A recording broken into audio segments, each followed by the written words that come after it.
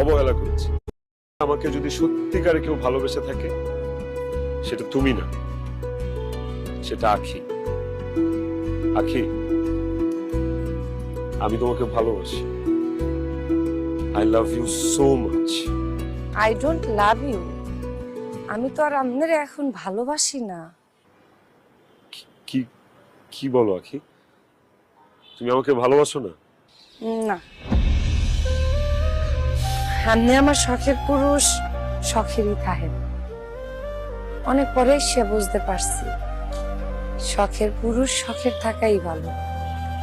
কাছে আসলে ভালোবাসে কমে যায়, দূরত্ব বাইরে যায়, একালে আরো বেশি কষ্ট লাগবে। বাড়ির বাড়িওয়ালা, আমি আপনাকে বাড়ির বাড়াইটিয়া, তার উপর দিয়ে আনস্মার্ট, কথা ঠিকভাবে বলতে পারি না।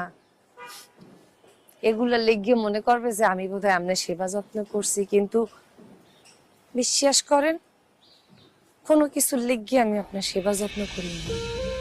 আমি আপনার সেবা যত্ন করছি কারণ আপনি আমার শখের পুরুষ।